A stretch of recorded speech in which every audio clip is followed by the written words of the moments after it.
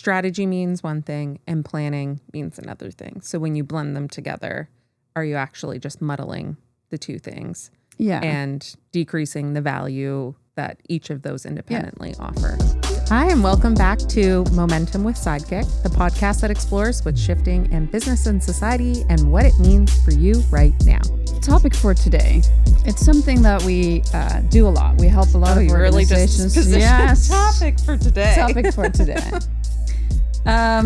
Something that we really do a lot as Sidekick is help organizations, leaders with their planning, whether it's their next 3 or 5 years out plan or an annual plan.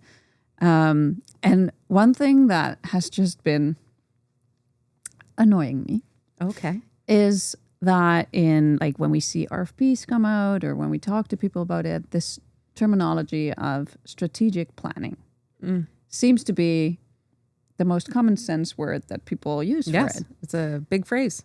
I've always felt a bit icky about it. Oh. I would go out and say there is no such thing as strategic planning. There's a big part of what Sidekick does. I know. But hear me out. Okay, I'm listening. I feel like there's strategy and there's planning. Yeah. They hardly ever go by themselves. Like they often go together. But is the planning truly strategic, or do you have a strategy and then you build a plan?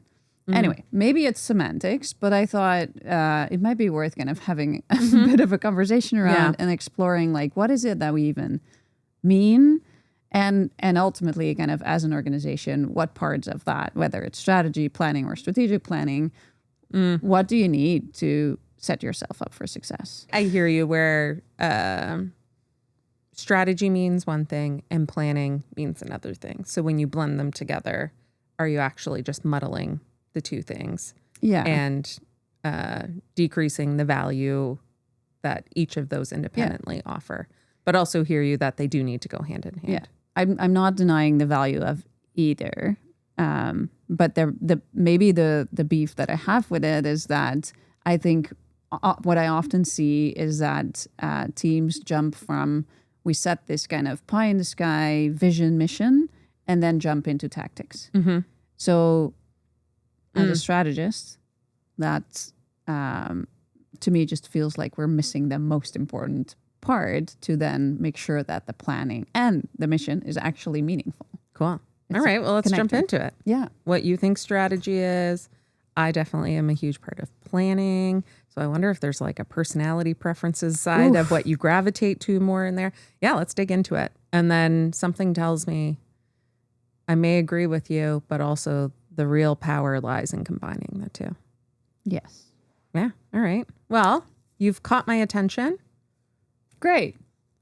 So let's start with what we think each of them means, or like what strategic planning is. So for me, strategy and I mean, we have the book here right on the table. I think a good one.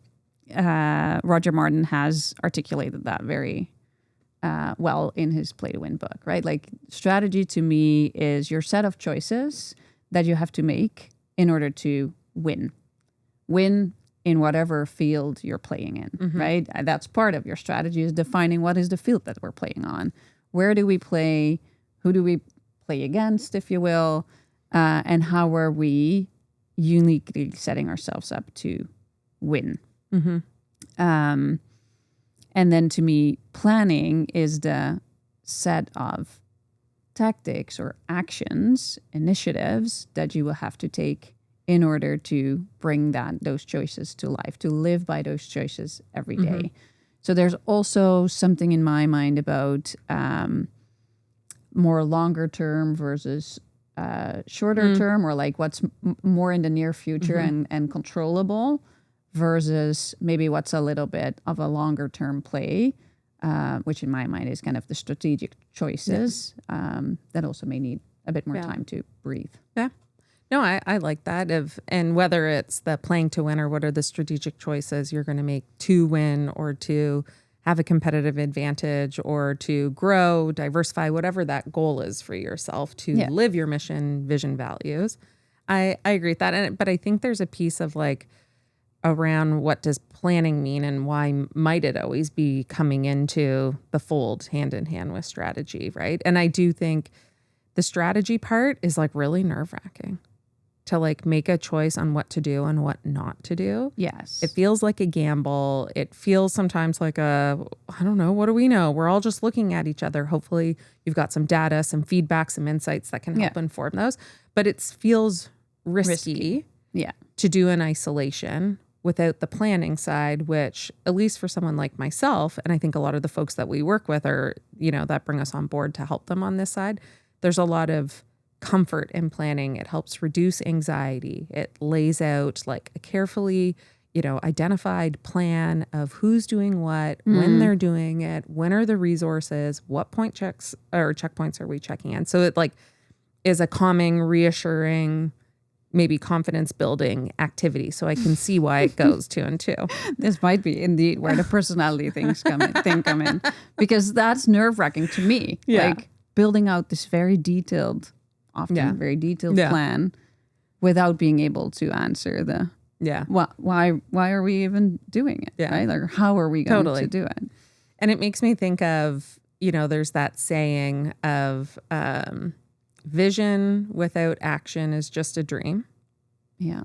And action without vision is just the passing of time. Right. Yeah.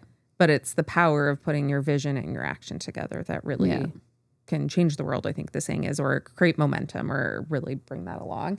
And, and thinking about this, trying to kind of flip what might be your argument on its head, I really tried to look for some examples of companies that like, wow, they like flawlessly planned and executed on their plan, right? And some recent examples. And the one that like stood out the most, being a true millennial, was when Target tried to come to Canada. And man, did it arrive and leave as quickly as it showed up. It was Tell me more about it. I don't think I was even. You weren't in Canada. here? Oh, no. Gosh. It was like, no, I'm not going to be dramatic. There are other hardships in our time than Target failing in Canada.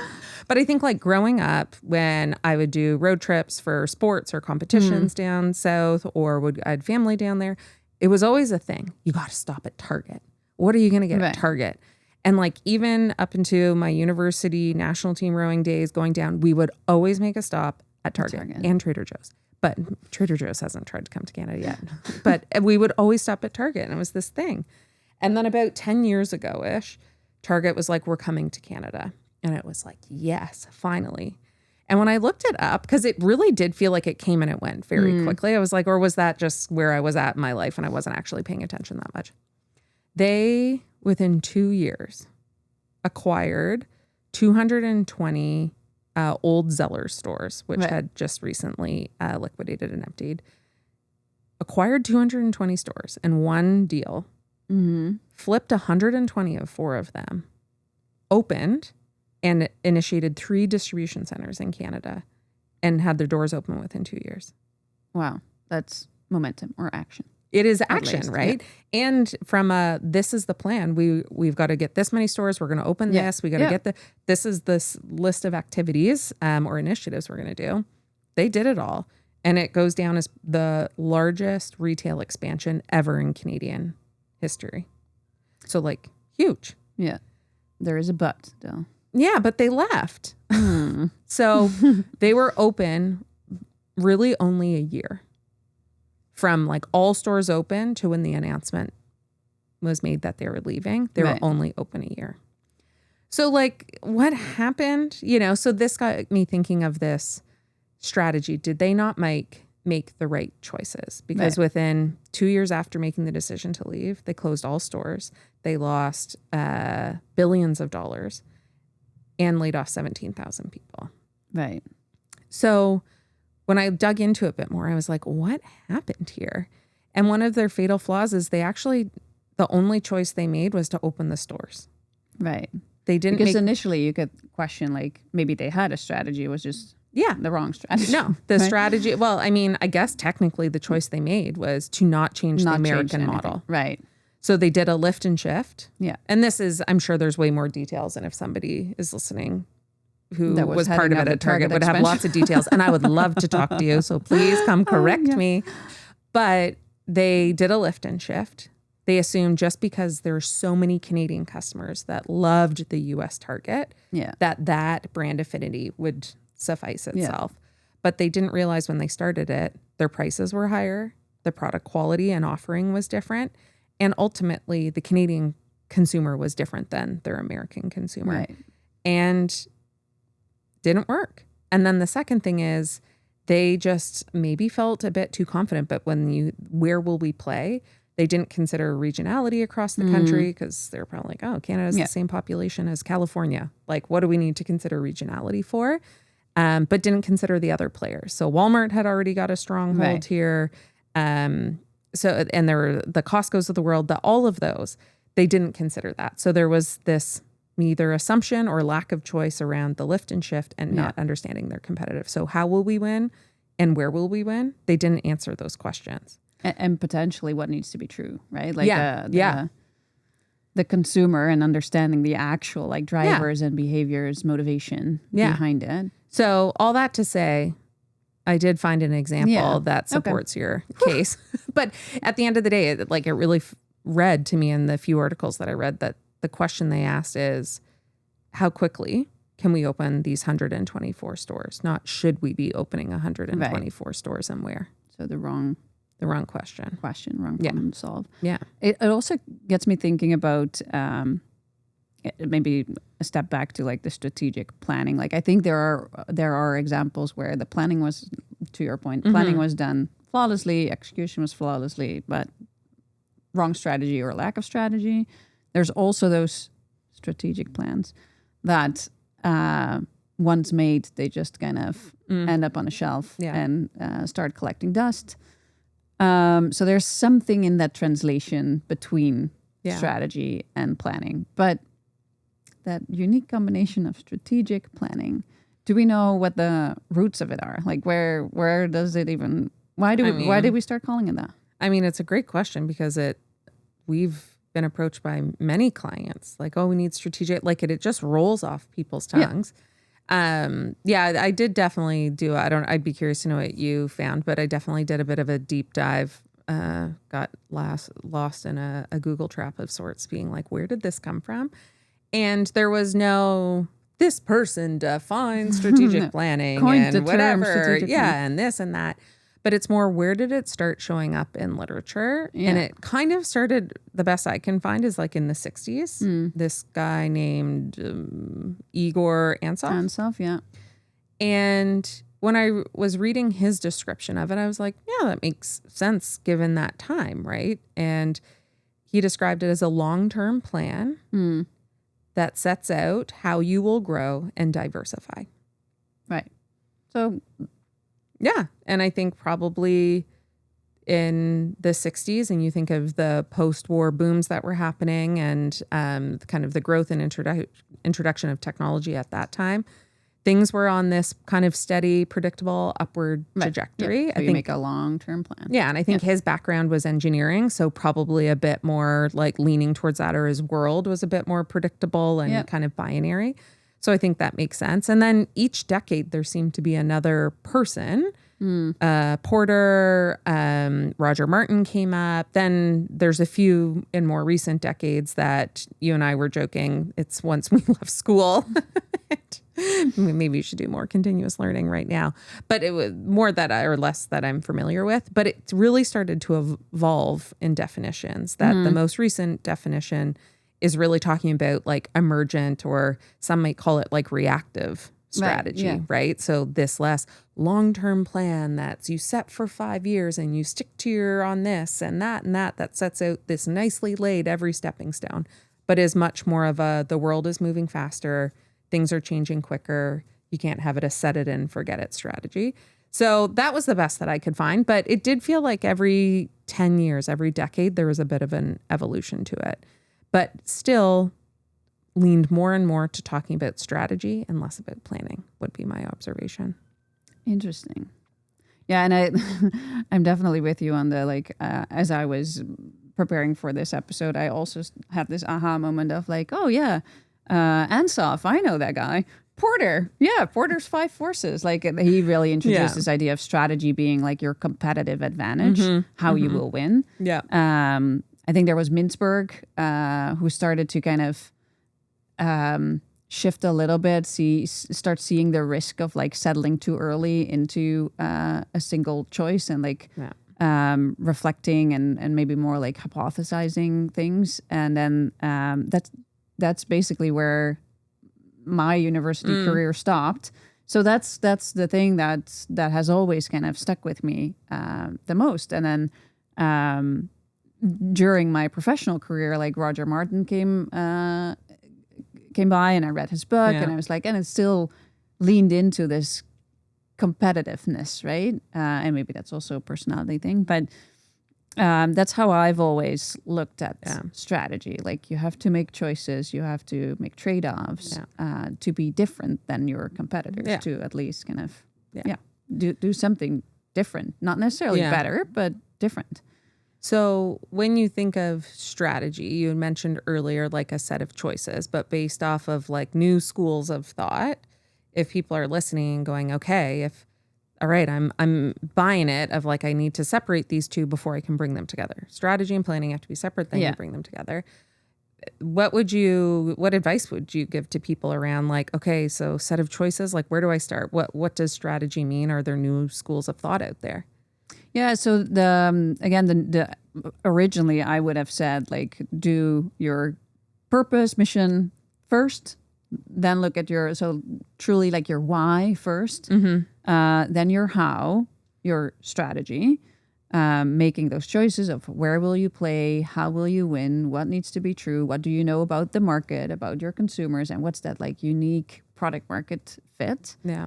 And then take that and break that down into like smaller choices and foreseeable next steps, which I would then refer to as planning. But in doing this research and actually also in hindsight experiencing it ourselves since we have launched Sidekick and maybe even before that being part of a startup too, things feel really uncertain if there is not a established business that already might have a strategy, right? Like if you are just starting something, it sounds great you just have to make some choices. Yeah, but you have a blank page. But there are a million. So which one do I make? And what information do I have to base that off, right? So I think her name is McGrath, who is introducing this concept of more like emerging strategy. Oh, yeah. Where I think traditionally it's more like you set your strategy and then you kind of stick to it for a little bit. Yeah. Which I think I'll get back to that later. I think there is still truth in that. But the idea of like a more emerging strategy also resonates with me. Like you sometimes have to try a couple of things to see what really works, what flies, and not like a spaghetti at the wall type of thing, but like can still be like contained, but try 5 things and maybe 2 out of the 5 will work. Right. So there's something about that adaptability, flexibility to test, learn, and evolve, to me was a bit of a like, yes, I have experienced that. Maybe I had not made the connection of like, what does that mean for setting your strategy? Because the thing that I still believe holds true and what I see in organizations around us, especially with leadership teams turning around pretty rapidly, that things don't work out fast enough, and it's always the strategy is being blamed. Yeah. So we just change course completely because revenue is not being generated quickly enough, right? Whereas I think a good strategy and a true like choice and trade-off also needs some time to breathe and work, and not endlessly, like not forever. You can always change your strategy or modify it. So I think that adaptability, but also shifting my mindset to like more of an emerging strategy, but got me thinking about like what are then within what conditions or like what needs to be true. Yeah. for an emerging strategy to Right. work. How do you feel about that? I like that. And I think, one of the things I've always had is strategy to me in some cases felt very rigid, right? Yes. We've made it, and I kind of said the crock pot, set it and forget it. Like this is what we're doing, and we steam ahead and you bulldoze through or bull in a child, and it's like, what?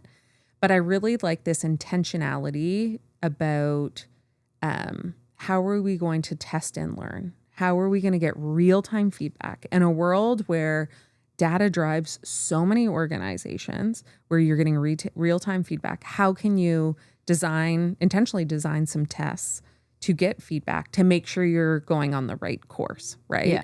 And maybe adjust along, like, oh, okay, we got to tweak. And it's okay to do that. So I like this thought of the emergent approach a little bit better. I think it's just a bit more relevant and applicable in our times, right? Like, so this emergent allows you to be a bit more flexible, but intentional with how are we going to learn along the way? And you set that alongside your strategy. So what are some things that have to be true, or we want to experiment with, or feedback we want to get on to help guide us along the way? I do like that, but I'm curious, in your experience, like I gave an example of like where the strategy was but the planning and the execution, like, wow, they pulled off something incredible very quickly. Yeah. Do you have an example with this kind of exploring either strategy first or moving into more of this emergent developed strategy, like an example where you've seen that done really well before getting into the planning side? Yeah. I think one of our clients that comes to mind, and without kind of revealing too much, but I think for me, this organization really stuck out in they were a very purpose-driven organization. They really their why, their existence, there was no doubt about it. Like everyone in the organization was entirely clear on why they existed, what their like long-term North Star was.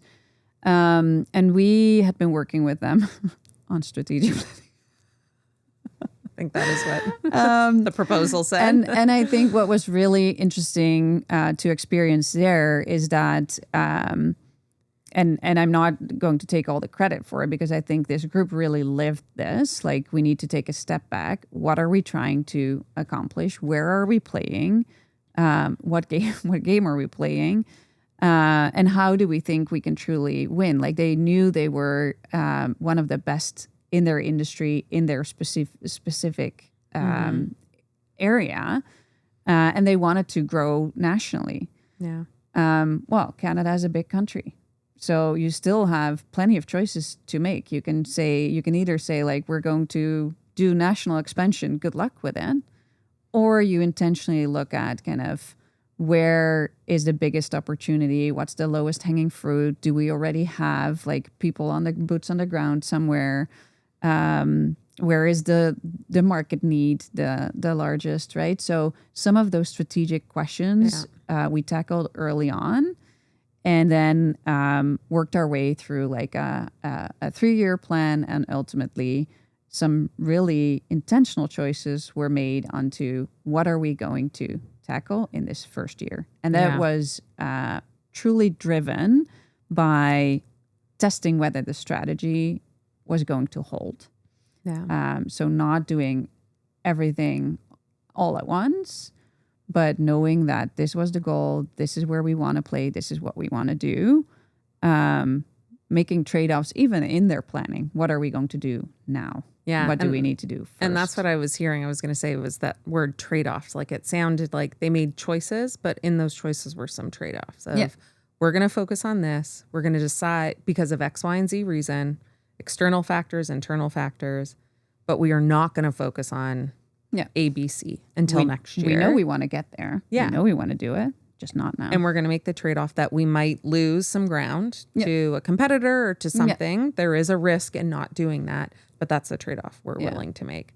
Cool. Yeah. And it's not just like, I like this example of a national expansion of, is there a case in there that it's like, okay, we're making a choice that any region we expand to, the conditions for success, what has to be true is boots on the ground, 2 clients already, some of those factors. Criteria. Yeah. Because I think I know who you're talking about. And now fast forward 2 years after working with them, and like they are meeting all of their goals and probably exceeding them, which is pretty cool. But I do wonder when having those conversations, discussions, bringing in external information, like we're a big fan of, different pestles and SWOTs and all of that stuff to like help bring the outside in. So you're just not navel gazing, but really look at yourself in the mirror at the same time. And then to your point, you're presented with so many choices and trade-offs. Something I've heard clients or have watched is like the don't overbake the cake, right? Like strategy paralysis. What advice do you give to clients that are like in that place where you're just like, okay, they're like taking the make a choice and trade off like way too literally. Like we don't mean to be making 1,000 of them and are almost trapping themselves. Like they're not going to ever be able to move to executing on it. What advice would you give them if they're kind of over baking the cake? I love a good, well-baked cake. No. I would, I think there's still kind of I always see it as a hierarchy. What I said before, like you have your purpose, vision, mission, your strategy, and then your planning. So I think if we're getting stuck in this middle area, one of the kind of steps back would be, okay, what are we actually here for, and what is most likely to kind of help us get there. I think it's also a matter of elevating out of the tactical actions, kind of what you can do. I feel like you can often debate for hours. There are multiple kind of roads that lead to the same end.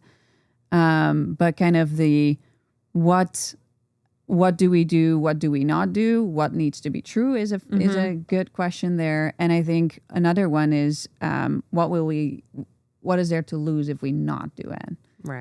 Right. So I think we also often focus on all of the opportunities, and sure, you can always pursue like 100 opportunities. But I think sometimes starting with what are we not going to do? Right. Is an easier thing. Get that off the list is often an easier thing because it's not getting you where you need to be. So it's like naming things. So to your point, like vision, mission, values, very important, but that's not your strategy or your plan. No. That's what you are, what you stand for, the culture, and how you're going to do. So let's identify those, use them as our guiding light to cascade through that, and then move to what are the choices, but let's make the decisions on what not to do.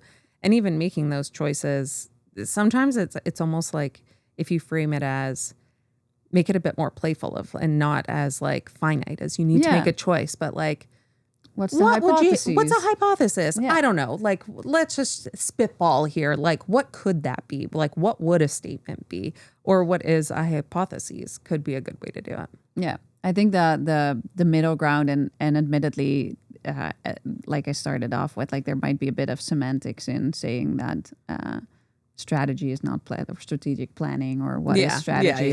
The word strategy might feel rigid for someone, whereas for me, strategy is a decision, a choice that you make now. But all of my choices are open the next day. Like that's true. I mean, you can always revise them. You can always go back. I'm a big fan of, I think everybody deserves the right to wake up smarter the next day. Right. And be like, I'm feeling different about it. But there I think is, differently on it. To your point, something around the intentionality. I don't think you cannot learn what you don't define. Yeah, so that's fair. Emerging strategy in a sense of like, let's just do, and then we'll learn. Yeah. I don't buy that. Like where you hear some companies now are saying like, what's our learning agenda? Yeah. Right. At first when I heard that, I was like, what? Yeah. It's we need another agenda or hypotheses. Yeah. And I think that's another way to kind of distill the choices that you're going to make. If you then craft your hypotheses, are you actually able to then measure the success against it? Like what is that kind of milestone moment or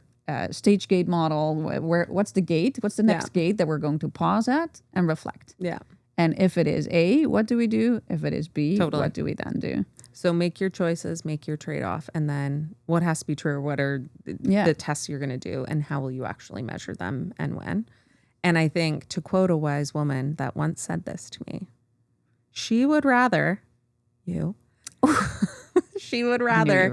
have medium success that is identifiable, determined, and repeatable than a huge success that felt like it happened by luck and you have no idea how that happened. Yeah. right? That's always like Did I there paraphrase correctly? Yeah, kind of.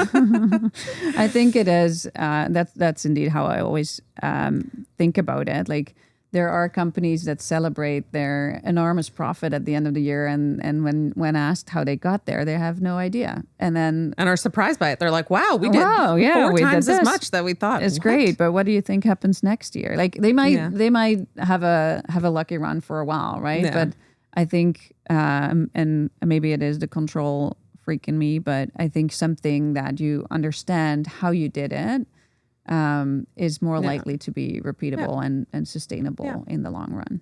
And maybe these tests or learning agenda or whatever that may be, that's where it starts to, in my mind, blend into your plan, right? Yeah. So how you're going to operationalize this, these tests are not like the separate thing that you have on the side, but it should be built into your execution. So you're kind of two birds, one stone throughout it and can test and learn and understand how frequently do we need to check back on it? Because I totally agree with your point. And I've been the person leading it and regretted it afterwards. I've been part of the movement that it's like, we are not giving this enough time to breathe. Yeah. Like we are on the brink of something brilliant, but our own impatience is getting in the way. Yeah. And like, that's a choice too, to not be patient. And I think going to that Target example, they really confuse speed with the strategic advantage.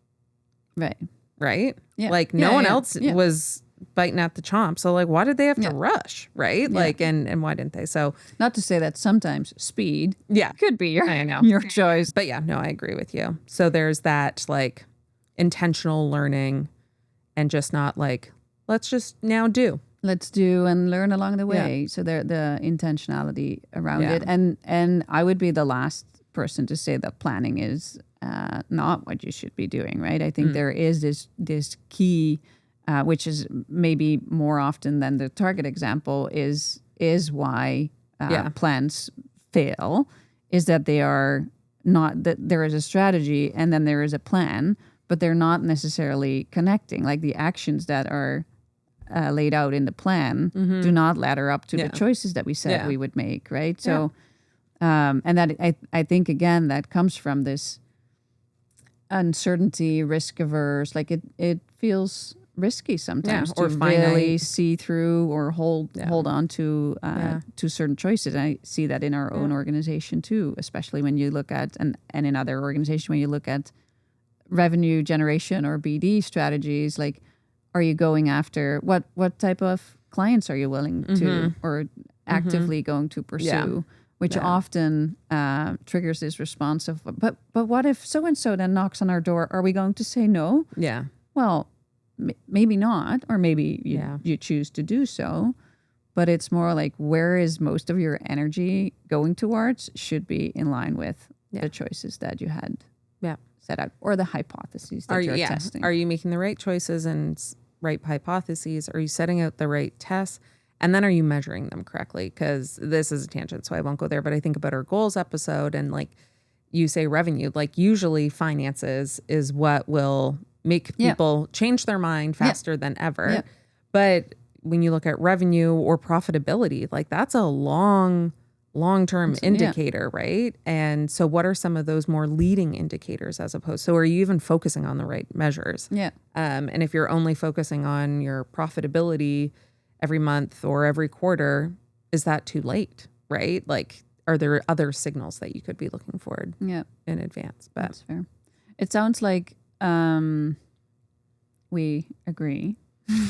I do. I still hold true that strategic planning does exist together than separate. How would you feel about renaming it to strategy and planning? Strategy and planning. Wow. It says Van Rest 2026 on my notes here. You can only do strategic planning if you also have a strategy. Yes. Maybe that's you can't have one without the other. No. And I like the reframe of like for those for whom the strategy feels too rigid. I get that, and I especially in the times that we live in, we all kind of crave this more like flexibility, adaptability. We may have had to recover from some failed strategic choices Yeah. too soon. So like Yeah. you learn from that too, right? Like, listen to our failure recovery episode. So I think thinking about strategy in terms of hypotheses, reframing it like that might be helpful. And Yeah. then kind of with that, build out your Yeah. plan. But would you mind just, because I know you're really good at this, like summarizing how, if a listener kind of has been following us never along, ask. what is Yeah. that kind of step-by-step plan? How should they do their strategic planning? Because this is how my brain works. And I've already been doing it in the episode, like repeating, okay, I've got 3 things on the list now. Now I need to, I think I've counted 5. I think we've talked about 4, and I'm going to add a 5th. Okay. So stop me if I've missed one. So I think the first piece of, while we're talking about strategy and planning, I do think a part of your strategy, or a leading kind of piece to your strategy, or this cascade, is your mission, vision, values. Yeah. Who you are, what you want to achieve, what you stand for as an organization. And that's kind of the guiding light of it all. So if you think of this as a cascade, that's the top of the waterfall.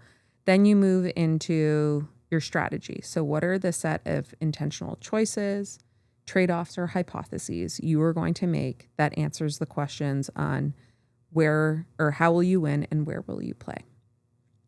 And then from there, because they're just hypotheses, you need to identify your like learning agenda, for lack of a better phrase, of what needs to be true. So we've made this hypothesis. What has to be true? And how will we know if it's true or not? Yeah. And make it measurable. I don't know, make it SMART, the acronym, whatever, but time bound, I think, is important there. And then 4th is where planning comes in. My favorite. But I think it's, now you've made these choices, you have your learning agenda. How are you going to bring it to life and bring that, like those, who's doing what, when, and with what resources, as well as the learning and testing piece into that. We've talked about this in other episodes, but like we are a big fan of John Doerr's objective and key results, OKRs. You've heard OGSM, whatever that is, like a nice simple plan on a page that clearly has owners, times, measurables for each initiative.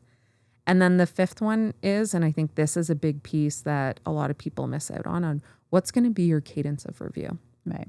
So your why, what, how now. You know who's owning these things, but what frequency are you going to check back in as a group to make sure you're synthesizing, you're sense making, you're integrating things appropriately. EOS, Gino Wickman's a big fan of the 90-day world. I do that with a lot of our clients, especially ones that are going through scale, growth, disruption, because 91 days, everything changes usually. But what is that cadence of review? And it usually needs to be tighter than you think it is. Right.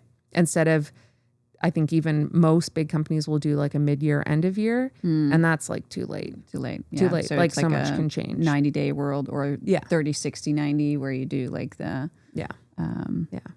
So those would be the 5 steps.